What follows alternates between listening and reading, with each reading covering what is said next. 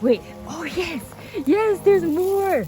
There's a whole bunch more. There's like another huge lobster mushroom here and here. Is there more? Is that another one? So I didn't plan to be here for that long. I don't have anything really with me. Definitely don't have bear spray or anything like that, so. Oh, great. These are definitely bear paws. Man. Looks like a bear climbed this tree. See? That was really unexpected. I was trapped in there for like an hour.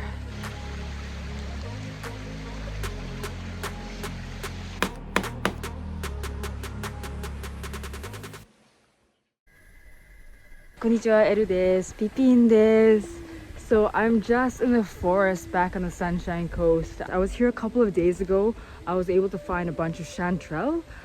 In the past, I used to come and I also could find a lot of matsutage, like pine mushrooms, which are super fragrant, really delicious mushrooms. We'll see what we can find. I was literally here just 2 days ago, so there might not be much left. There was a bit of a rain yesterday morning, and usually the day after a rain, some mushrooms do start popping up, so we'll see what we can find today. I used to come a lot when I was younger, growing up on the Sunshine Coast, but hopefully I can find some good stuff today. After the chanterelle pick 2 days ago, I made like chanterelle spaghetti, I made chanterelle sandwiches, I made chanterelle miso shiru, like miso soup. Hopefully, if I'm really lucky, I'll find a pine mushroom. Doubt it though. We'll see. We'll see. And just as I was saying that, I spotted a chanterelle. This is what it looks like. Just a little orange button poking out of the moss, but this is it. Okay, so this is the one I just picked just now. I just found a few more though, in a different location. So this is actually pretty good. Here, I'll show you. Right in here. See, there's a few little ones. You can leave the little ones to grow a bit more, but that one is looking good. That's a pretty good size. I might see some. Yeah, I found some. See, there's some here, another one there. And these ones are also, some of them are chanterelle, not all of them, but yeah. Pippin's waiting, Pippin! Oh, I just found these really bright red mushrooms. I've never seen anything quite like that before. I don't know. I just picked up a piece that was fallen on the ground, and it smells like shrimp, and that's like a telltale sign that this is probably a lobster mushroom, because they always smell exactly like a shrimp cracker, or like, yeah, the outside of a crab or a shrimp tail or something. So I think these are actually lobster mushrooms, which is pretty cool, because I know that you can actually dye, like you can make, yeah, definitely lobster mushrooms. You can make like natural dyes with lobster mushrooms. I think you can also eat them. They sell them at local farmers markets, and they're pretty pricey. I don't think I'll take these, but yeah, they're lobster mushrooms. Okay, so it's been a while since I found anything. I've been wandering around for about like an hour now without finding any mushrooms. Maybe I'll start heading back down soon, figure out how to get back to the road. Okay, so I was just thinking about giving up, but just as I was trying to head back down, I found a bunch of chanterelle right behind where I found those lobster mushrooms. Nice. Oh, and there's another one over there.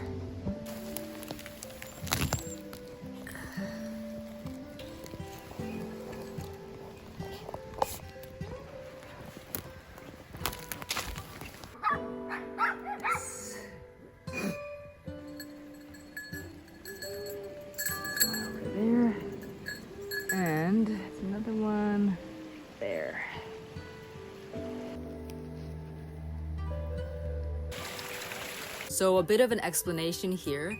At the time, I did not realize that that was actually an edible lobster mushroom. But that night when I went home, I looked it up online and I realized that that was indeed a lobster mushroom, and quite a beautiful one at that. So I got very excited about it. I was awake at already like 3 a.m. the next morning. As soon as the sun was up, I headed back into the forest to see if I could relocate that mushroom before, somebody else found it or it got eaten by slugs or other insects and worms. Okay, I'm heading into the mountain. Man, I really hope that mushroom's still there. I've never seen anything like that. Like, even though I came back here again next fall, I don't know if I'd ever find a mushroom quite like that. So it better be there, and I better be able to find it. And I got a basket. I'm gonna put the mushroom in the basket so it doesn't get crushed, because I usually just throw them in my backpack. Not this one, not this time. These are apparently Dyer's polypore mushrooms. I went to like a natural mushroom dyeing class. And these are apparently the Dyers. I'm pretty sure this is the spot where the mushroom was yesterday. Or maybe it's just higher up the river. Could be. If it's there. If it's there. Oh! I see it! I see it! I see it! Right there! Yes! And this whole area is so beautiful. It's almost like prehistoric. Like everything is so beautiful and the mushrooms grow really, really big in this area. Oh, wait. Oh yes! Yes, there's more! There's a whole bunch more. Not only that one, there's like another huge lobster mushroom here and here. Yes, and this one. Damn, is there more? Oh, is that another one? Yes! I thought it was just this one. There's another one. I mean, who knows? There could be even more in this area. That is super exciting. How did I miss this yesterday? That's insane. Damn. Okay, and just to show you guys for scale, that's how big the mushroom is. And it seems pretty heavy. It's like really firmly in there. Yeah.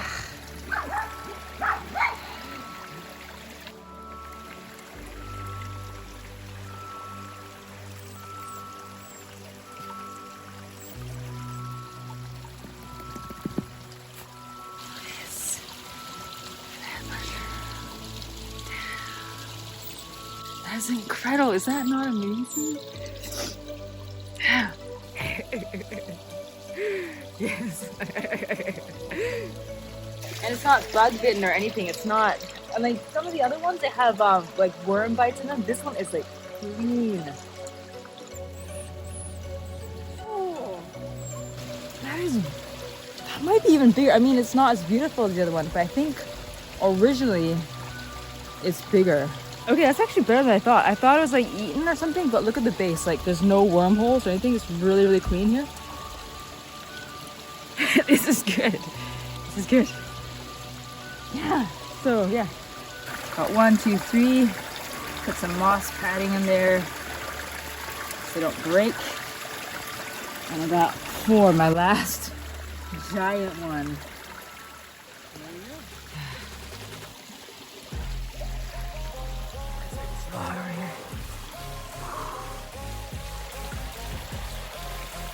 This place is insane. Like, nobody has come here, I guess. It's totally untouched.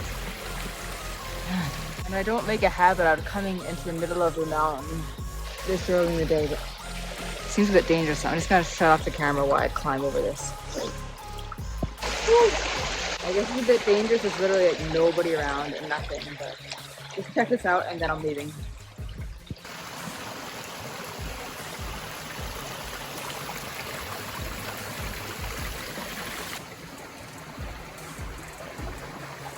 Honestly, if I felt like it was safe to do so, I would just explore here all day long, but I just came here quickly for those lobster mushrooms and I didn't plan to be here for that long. I don't have anything really with me. Definitely don't have bear spray or anything like that, so. And it's kind of a quiet morning. So even if I, you know, regardless of bears and stuff, if I just like slipped and snapped an ankle, might not be great. So I'm gonna get at least out of this totally secluded area first, under this log, and then yes, man, what a good find though. What a good find. Okay. Whew. Man, there's something so like addictive about hunting for mushrooms. Like you just want to keep going more and more. Like it's better than fishing. It's better than, okay, I better go to my doggies as well. Man, it's so beautiful. It's so pretty. I mean, the camera's just not gonna capture this. Hang on. Just found another one right by the river. Yes, this is a really beautiful one. It's huge. It's pretty big.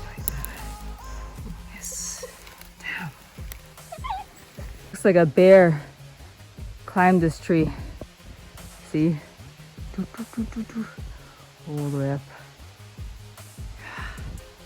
So I just got out of this really difficult patch. That was really unexpected. I just got into an area that was like rough.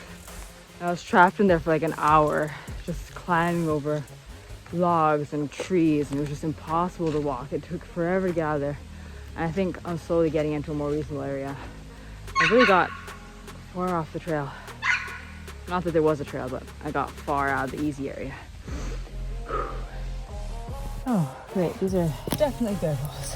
Okay, so we just finally made it back to the car. We were in there for over 4 hours. I think I just meant to go in there for like 20 minutes, grab like one lobster mushroom and leave. And then I got sidetracked, like following all these little mushrooms in like possible places. And yeah, got completely lost. There were some places that were rough. I didn't even bother filming it because they were just like, my number one priority was getting out at that point. But look at all of those mushrooms. Here, I'll give you a better view. Yes. Today's bounty is like 4 or 5 lobster mushrooms and a bunch of chanterelle. Still no pine. Okay, I'm going home. I am hungry and thirsty. Nim, it's cool. Okay, so this is my favorite mushroom that I picked today, and we're gonna wash it. There's a lot of like dirt kind of stuck in the top and the crown there. I'm gonna cut off this part a bit. I'm gonna wash this, cut it up, and see what we can make for dinner.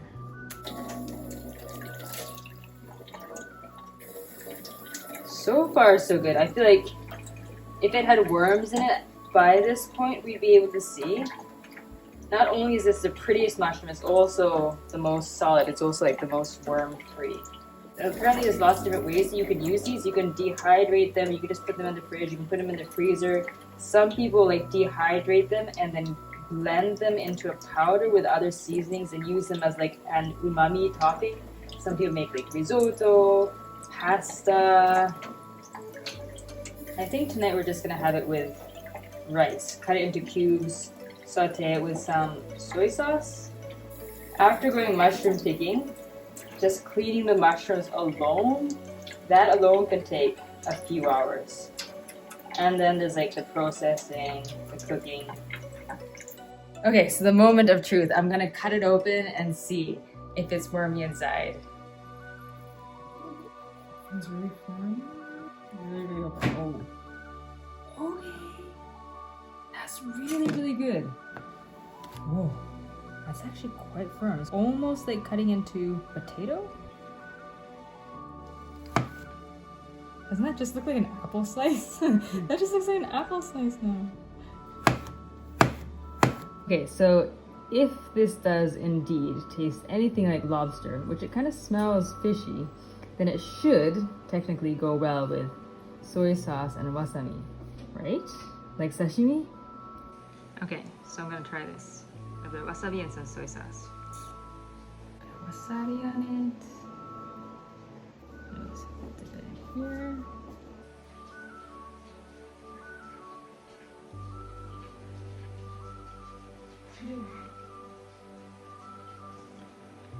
Okay, that was a lot of wasabi, but that was a lot of wasabi.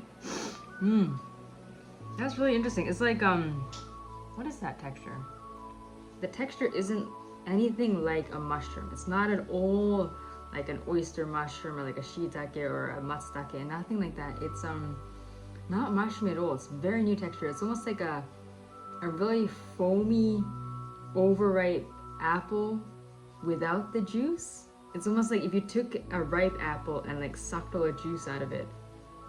That's what the texture is like, which doesn't sound good. But so it does have like a little bit of fishy aftertaste.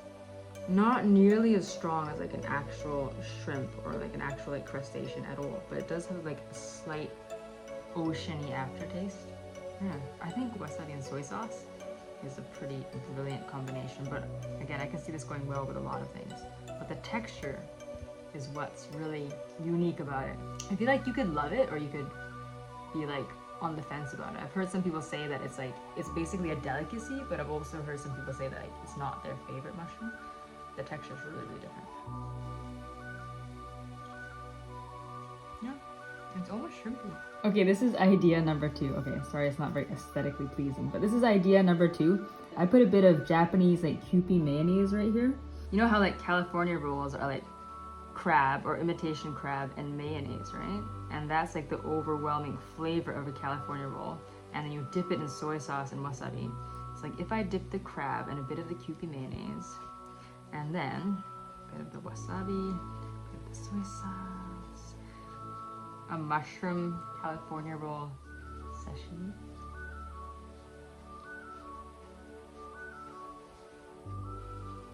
That is so weird that you can just take something literally from the mountain, growing in dirt and moss in the middle of a forest, dip it in Kewpie mayonnaise and wasabi and soy sauce, and it tastes really good. That's amazing.